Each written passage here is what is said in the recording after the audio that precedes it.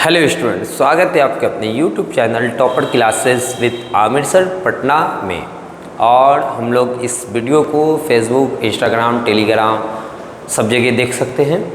Okay, तो आज जो क्वेश्चन है वो हिस्ट्री का क्वेश्चन है। क्लास 10th का एग्ज़ाम में आने वाला मोस्ट इम्पॉर्टेंट क्वेश्चन क्लास 10 के स्टूडेंट के लिए, और आगे जो वैसे स्टूडेंट के लिए भी है जो बेसिक तैयारी कर रहे हैं और वो ऑफिसर में जाना चाहते हैं। ये सारा क्वेश्चन उनके लिए भी रहता है, क्योंकि ऑफिसर एग्ज़ाम में भी यही सब चीज़ को जो है बेसिक से जानना और पढ़ना और समझना होता है। तो चलिए हम लोग शुरू करते हैं और आज का क्वेश्चन देखते हैं कि हिस्ट्री का क्लास 10 क्या है क्वेश्चन मोस्ट इम्पॉर्टेंट। तो आज का जो क्वेश्चन है, यूरोप में राष्ट्रवाद को फैलाने में नेपोलियन बोनापार्ट किस तरह सहायक हुआ। नेपोलियन बोनापार्ट किस तरीके से सहायक होता है यूरोप में राष्ट्रवाद को फैलाने में। यूरोप में राष्ट्रवाद हम क्यों पढ़ते हैं? सबसे पहली बात कारण ये है कि सबसे पहले राष्ट्रवाद की भावना यूरोप से ही जो है एक लहर चली थी। सबसे पहले जो राष्ट्रवाद की जो भावना चली थी वो यूरोप से ही चली थी, और यूरोप से ही साम्राज्य जो है पूरे विश्व में था, और यूरोप के ही साम्राज्य को ख़त्म भी कर दिया गया। ठीक है, तो यूरोप में राष्ट्रवाद को फैलाने में नेपोलियन का क्या योगदान था उसको हम लोग इसमें देखेंगे। मोस्ट इम्पॉर्टेंट क्वेश्चन है, इसको सभी स्टूडेंट अच्छे से समझें, इत्मीनान से समझें, क्योंकि कहा जाता है कि हिस्ट्री भारी है। तो हम मेरे स्टूडेंट ये ज़रूर बताएंगे क्या आपको भारी लगा या नहीं लगा। ठीक, समझे या नहीं समझे, समझ में आया या नहीं आया। 100% समझ में आना ही आना है, नहीं आने का कोई सवाल ही नहीं है। अगर आप पूरा वीडियो देख रहे हैं तो समझ में आना ही आना है, क्योंकि वैसा कुछ भारी होता है नहीं। एक हुआ है, क्यों? क्योंकि कभी पढ़ाई नहीं है ना, कभी सोशल साइंस अच्छे से पढ़ाई नहीं, तो क्या होगा। हाँ, यूरोप में राष्ट्रवाद की भावना के विकास में फ्रांस की राजक्रांति के पश्चात नेपोलियन के आक्रमणों ने महत्वपूर्ण योगदान दिया। नेपोलियन के आक्रमणों ने महत्वपूर्ण योगदान दिया है। ठीक है, कहाँ? फ्रांस की क्रांति। क्या? फ्रांस की क्रांति। कह रहा यूरोप में राष्ट्रवाद की भावना के विकास में, कहाँ? यूरोप में राष्ट्रवाद की भावना, ठीक है, तो क्रांति जो हुआ था वो यूरोप में ही हुआ था सबसे पहले। इसीलिए हम लोग फ्रांस के बारे में ही पढ़ते हैं। राष्ट्रवाद के लिए जो क्रांति हुई है वो यूरोप में ही हुआ है, नेपोलियन ने किया था। इसीलिए हम लोग जो है किसके बारे में पढ़ते हैं? यूरोप में बारे में पढ़ते हैं, फ्रांस के बारे में पढ़ते हैं। फ्रांस में ही हुआ था और नेपोलियन ने किया था। सिंपल सी बात है। तो यूरोप में राष्ट्रीयता की भावना के विकास में फ्रांस की राजक्रांति, कहाँ की राजक्रांति? फ्रांस की राजक्रांति के पश्चात नेपोलियन के आक्रमणों ने, क्रांति होता है फ्रांस में, फ्रांस के लोग परेशान रहते हैं, क्यों? क्योंकि वहाँ पर के जो शासक वर्ग हैं वो बहुत ज़्यादा जो है लोगों को मारते पीटते हैं, और कहते हैं कि हम जो हैं सो हम हैं, और हमको राजा, यूं ही हम राजा नहीं बन गए, ईश्वर ने बनाया इसलिए हम राजा हैं। ठीक, जबकि नेपोलियन ने और इससे पहले भी बहुत सारे लोगों ने बोला नहीं, अब जो शासन होगा वो जनता का शासन होगा। ठीक, तो नेपोलियन का क्रांति होता है कहाँ? फ्रांस में। फ्रांस में आदमी सबको इकट्ठा करता और एक आंदोलन होता है, क्रांति होता है। क्रांति ने महत्वपूर्ण योगदान निभाया। ठीक है, किसका? नेपोलियन का। कहाँ? फ्रांस में। सबसे पहले वही हुआ था, इसलिए वहीं से स्टार्ट होगा। इसलिए क्लास 10 में सबसे पहले वहीं का पढ़ाया जा रहा है। ये समझ में आ गया है। फ्रांसीसी क्रांति ने राजनीति को अभिजात्य वर्गीय परिवेश से बाहर कर उसे, यानी कि जो ऊंचे जाति और राजा महाराजा के गढ़ से निकाल करके किसको? राजनीति को। किसको? राजनीति को वहाँ से निकाल करके, जो राजा महाराजा ही के बेटे के चला रहे हैं, राजा ही के बेटे चलाएंगे, वहाँ से निकाल करके क्या किया गया? वहाँ से निकाल करके जो है अभिजात्य वर्ग बीच में से निकाल करके लोगों के बीच में लाया गया। ठीक है, राजनीति क्या होता है, तो ये काम किसने किया है? नेपोलियन ने किया है। स्टूडेंट सबसे पहले इस चीज़ को समझ लें अच्छे से।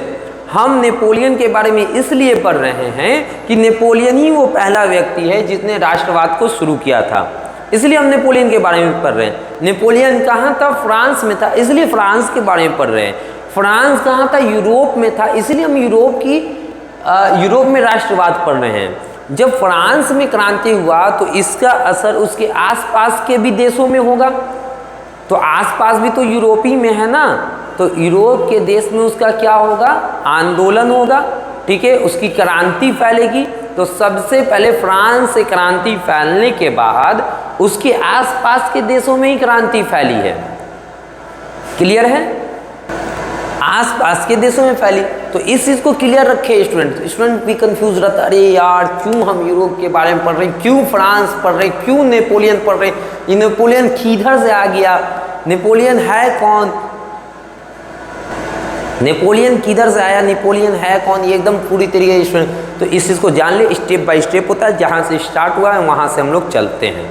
ठीक है, फ्रांसीसी क्रांति ने राजनीति को अभिजात्य वर्गीय परिवेश से निकाल कर कहाँ ले आया? अखबारों में ले आया।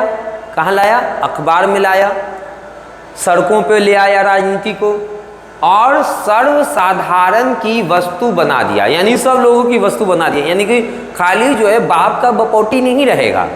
ठीक है, राजाओं का और राजाओं के बेटे का, उसके बाप का बपौटी नहीं रहेगा। अब लोगों के बीच में राजनीति आएगी। अब इसके आगे हम लोग देखते हैं कि ये क्या हो रहा है। अब यहाँ पे लोगों के बीच में राजनीति को ले आया गया। ठीक, अब जनता चलाएगी, जनता जिसको चुनेगा वो चलाएगा शासन व्यवस्था। यूरोप के कई राज्यों में नेपोलियन के अभियानों द्वारा नव युग का संदेश पहुंचा। यूरोप के और देशों में, यानी कि फ्रांस था, यूरोप में ब्रिटेन भी है, ठीक है, जर्मनी भी है, ऑस्ट्रिया भी है, हंगरी भी है, इटली भी है, ठीक, पुर्तगाल भी है, और भी बहुत सारे देश हैं यूरोप में। तो उन सभी देशों में एक नव युग का संदेश पहुंचा, मतलब एक नया युग, एक नया टाइम शुरू हो गया, एक नया टाइम शुरू हो गया। कैसे? अभी तक राजा जो चाहता था सो करता था, लेकिन अब ऐसा नहीं रहा। अब क्या हो गया है? अब यहाँ पर जनता जो कहेगी सो होगा, ये कंसेप्ट आ गया। तो शासक वर्ग में कितने लोग होंगे? थोड़े से, जनता तो पूरा है।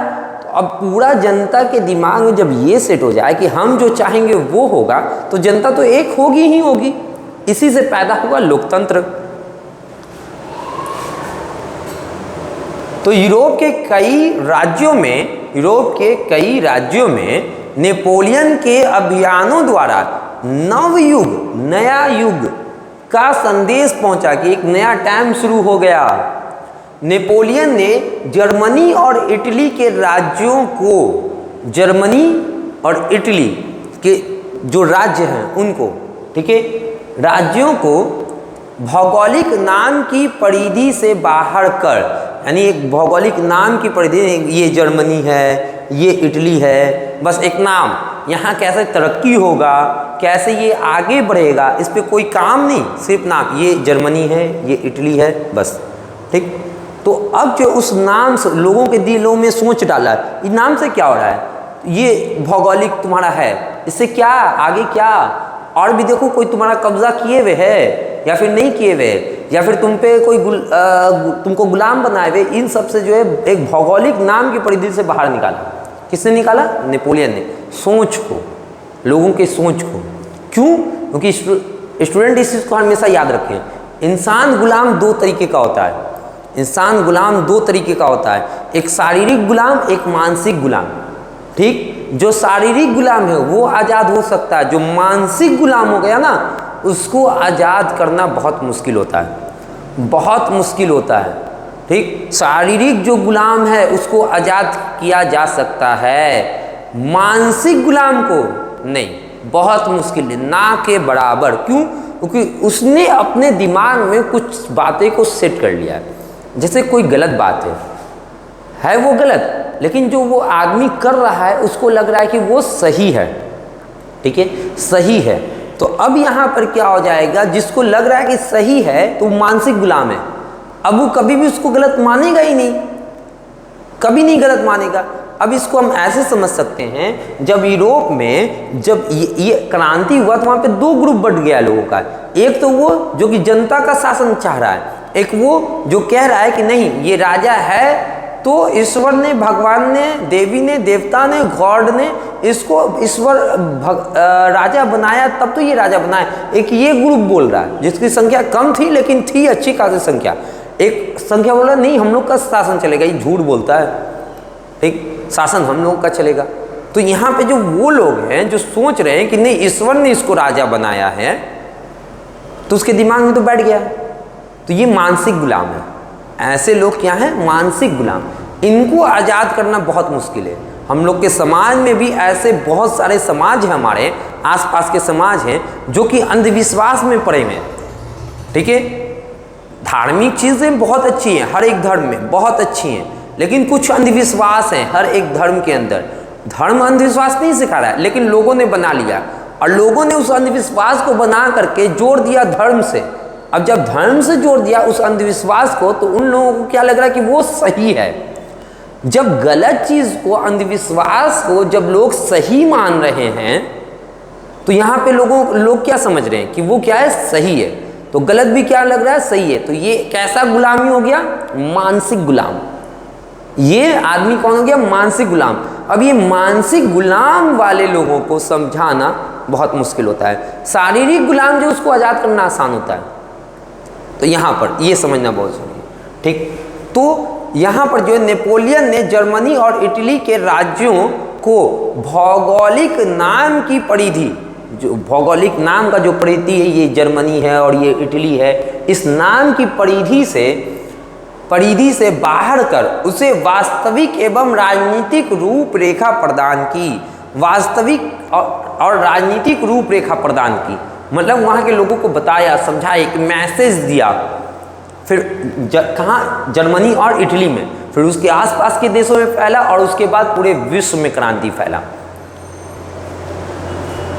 जिससे इटली और जर्मनी के एकीकरण का मार्ग प्रशस्त हुआ। यानी इटली का एकीकरण और जर्मनी का एकीकरण कैसे किया जाए, यानी जर्मनी के जो क्षेत्र पर जो लोग कब्जा किए हुए थे, या फिर इटली के जो क्षेत्र पर जो लोग कब्जा किए हुए थे, या किसी भी तरीके से जो अलग थे, जिसका तरक्की नहीं हो रहा था, रुका हुआ था, अब वहाँ से स्टार्ट हो गया।